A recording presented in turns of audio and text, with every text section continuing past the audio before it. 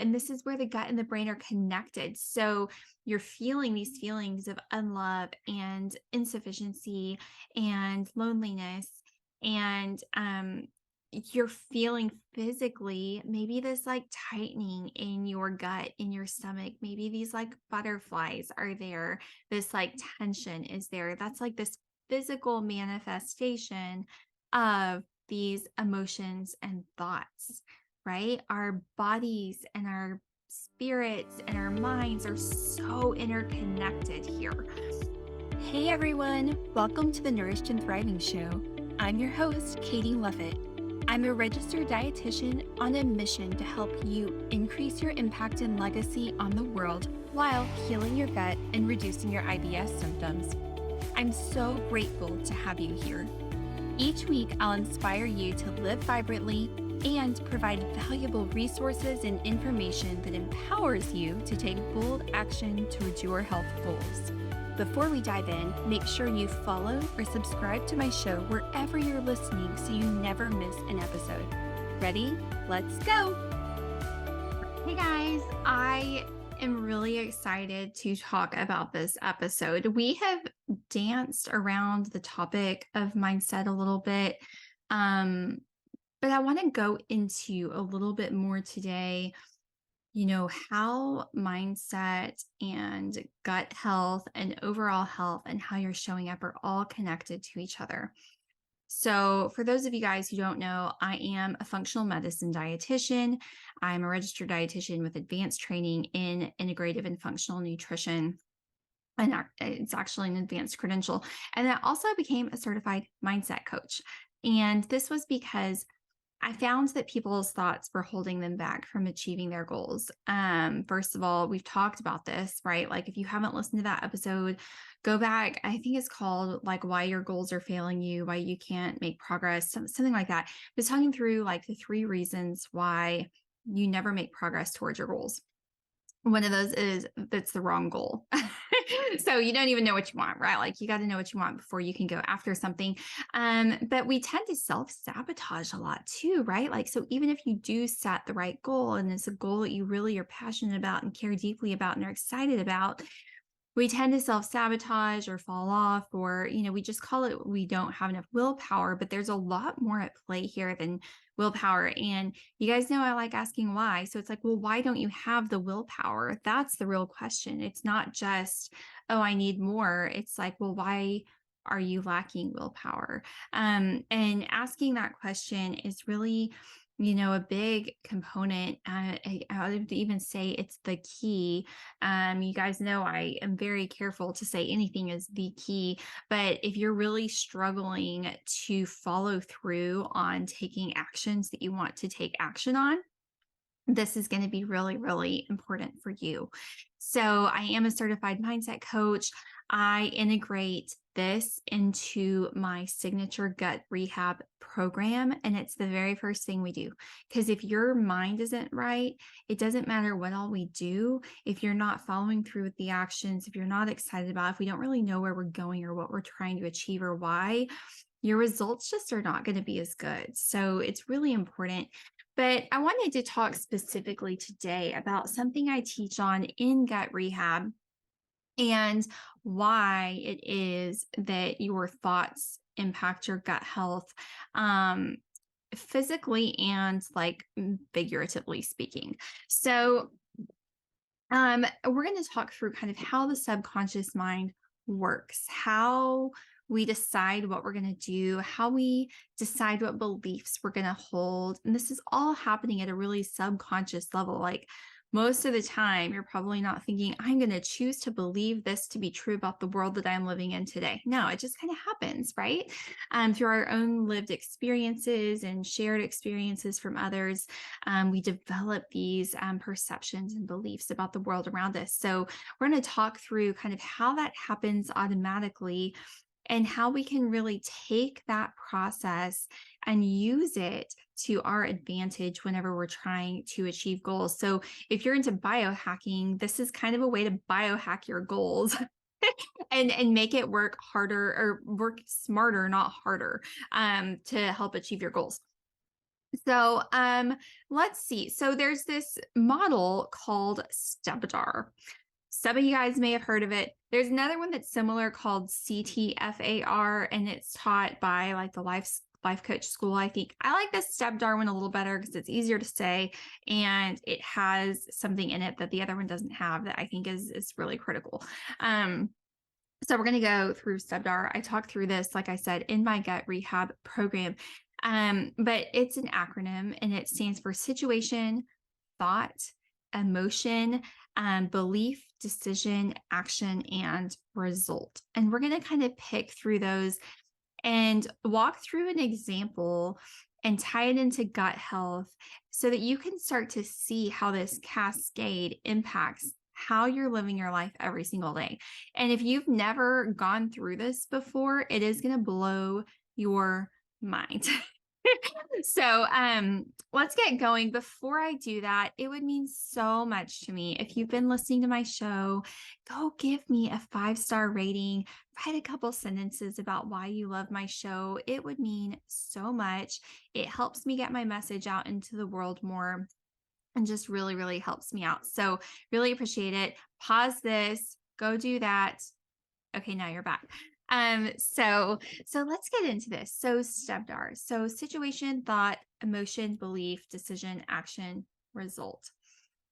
We're going to walk through it with an example because I think it's easiest. I always think it's easiest to explain through examples and metaphors. And if you hire me as your coach, you're going to get a lot of that too. I just think it helps it make it easier to apply these concepts that can feel a little bit difficult and challenging to grasp.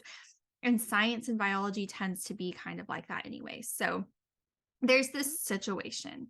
I'm a mom of 3 young kids. So I was actually talking with a client earlier this week about this. And it was a really powerful moment for me too, as I was kind of seeing this cascade through for her. And we're even going to talk spiritual a little bit. You guys know I'm a Christian. If you're not, that's okay. But I'm just coming at it from that perspective. So I wanted to give you guys that heads up too. So if you are, you're going to like have this huge light bulb moment at the end of it too.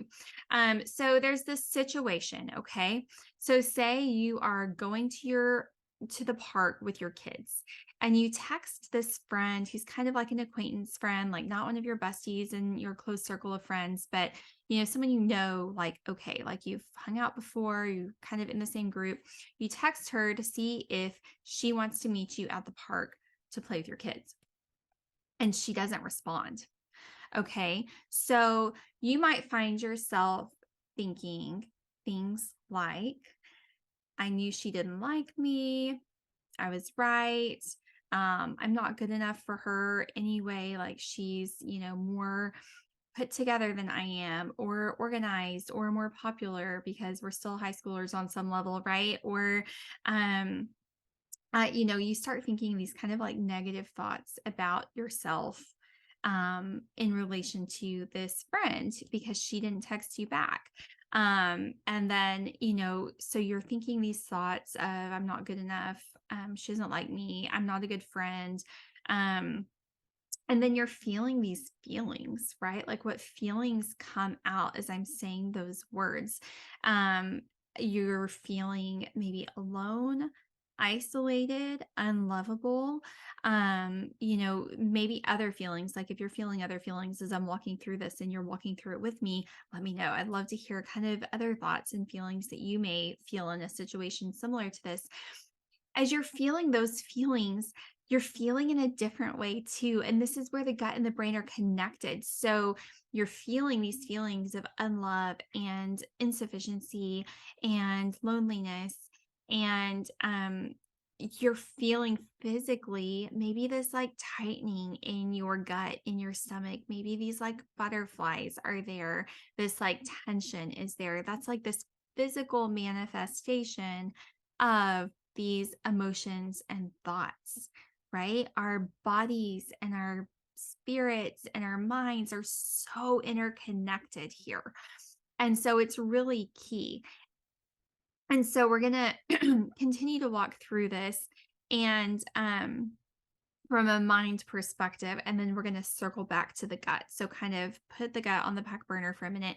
So you're feeling these feelings emotionally, and then you start to have these beliefs about yourself. So beliefs are these thoughts and emotions that kind of become concreted in. And they're things that you believe to be true about yourself. I am not a good friend. I am not good enough. I'm not fun. I'm not, capable of having good relationships with friends, like whatever those beliefs might be, you start to make them a part of your identity, who you are.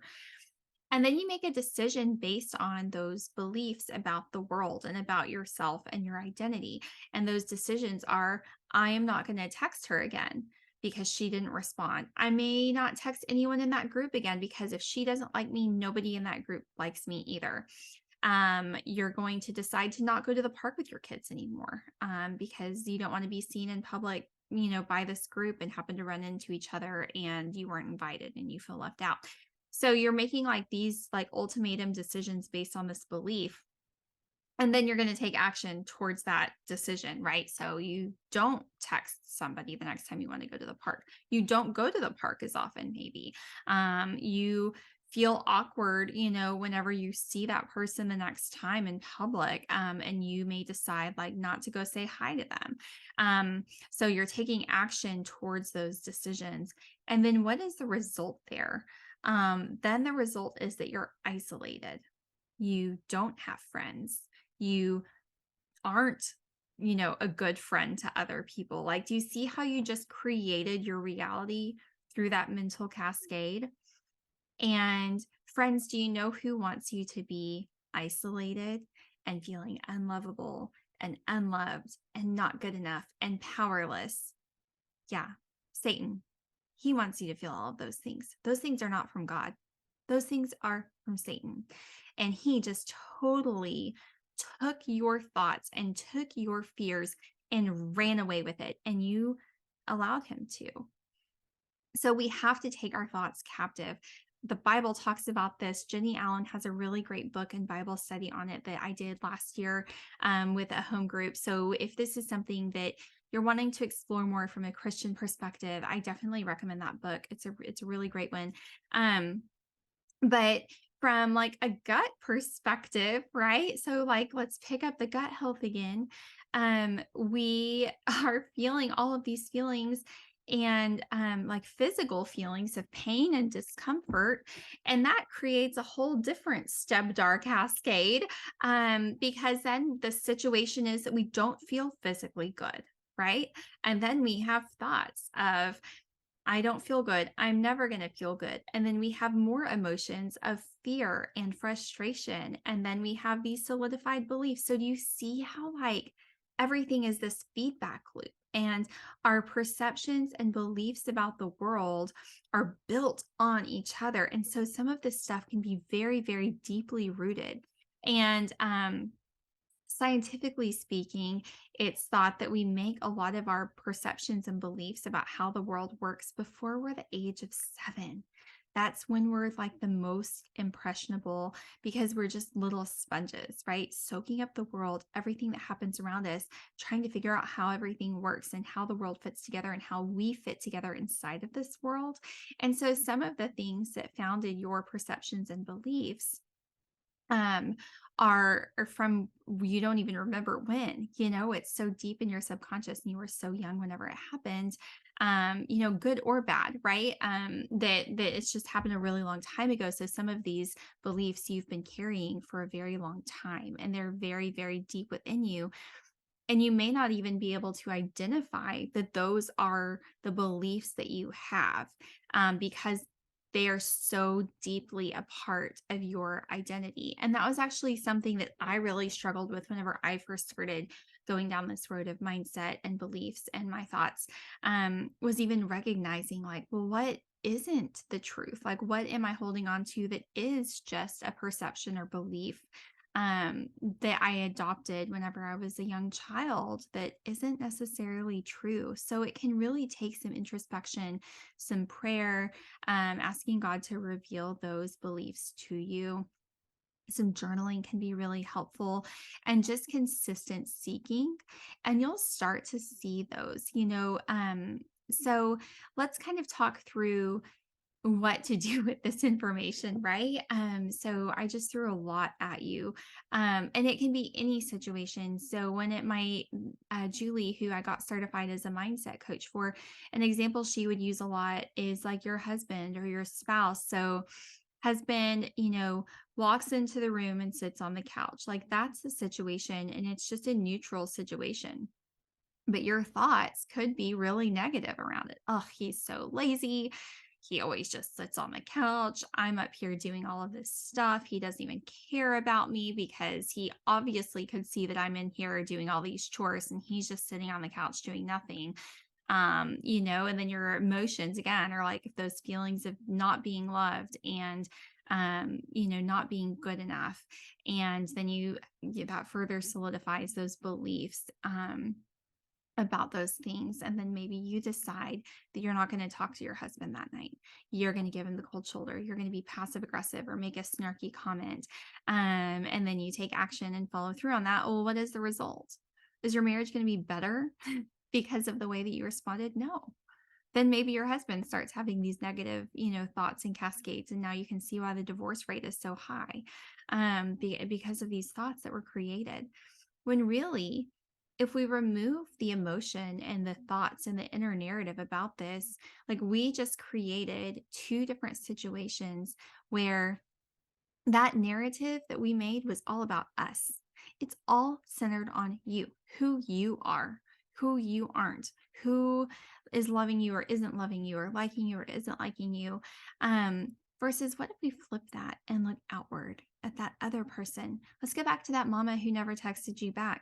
Maybe she just got in a horrible fight with her husband. Maybe she has three sick kids home and is just drowning. And maybe that was an opportunity for you to reach out to her and love on her and share some sunshine with her that day. And instead you made it all about you and created this inner narrative about that. And I'm guilty of this too, you guys. I am not judging anyone here.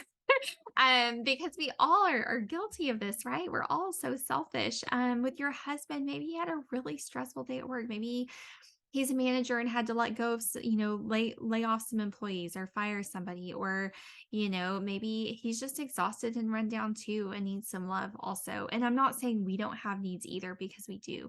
I'm just saying whenever you're noticing these thoughts and these emotions, I'm so like, if you're watching my YouTube show here, like you can see I'm tearing up. I'm trying not to cry. I'm just so passionate about it because it's so heartbreaking that we are creating these narratives that are so destructive, and we're allowing Satan to come in and just cause so much disruption and destruction in our lives, when we have the opposite opportunity to go love on people and create bonds and build up relationships and show love to others.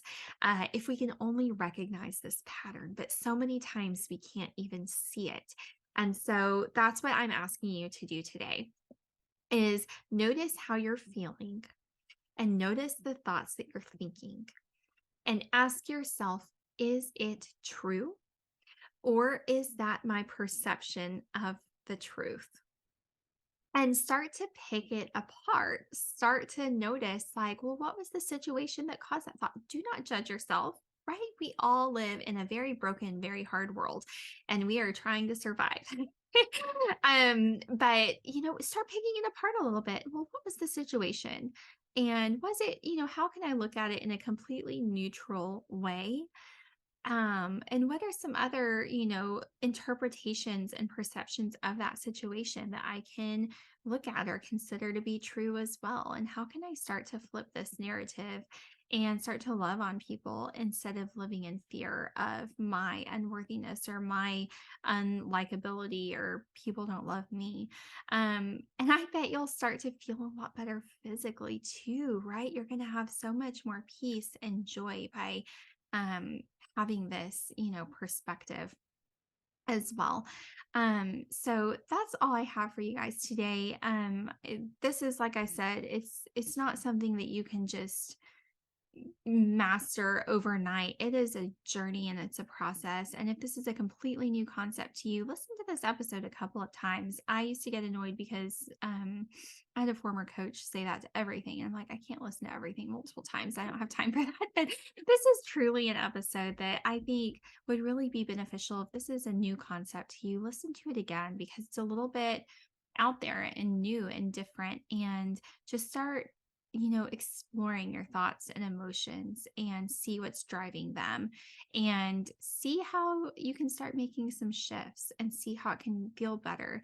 If you feel like you need some help identifying the situations and the thoughts and emotions and weeding through all of it and figuring out what beliefs you're holding about the world, this is a part of my gut rehab program. I'd love to talk with you about becoming a part of it, seeing what we can do to help change your world, transform your life, and transform the lives of those around you. So, hope you guys have an awesome day, and we will talk next time. Thank you so much for listening to the entire episode. I hope you are feeling inspired and empowered to take bold action towards your health goals. If you enjoy what you heard, don't forget to follow my show so you never miss a new episode. And it would mean the world to me if you left me a review so others knew what to expect from my show. Last, get in touch. Let me know what bold action you're taking. Let me know how you're inspired. Follow me on Instagram at the_healthygut_dietitian. I've put a link in my show notes for you so you can simply click and follow. Come say hi. I respond to all my messages and I can't wait to get in touch.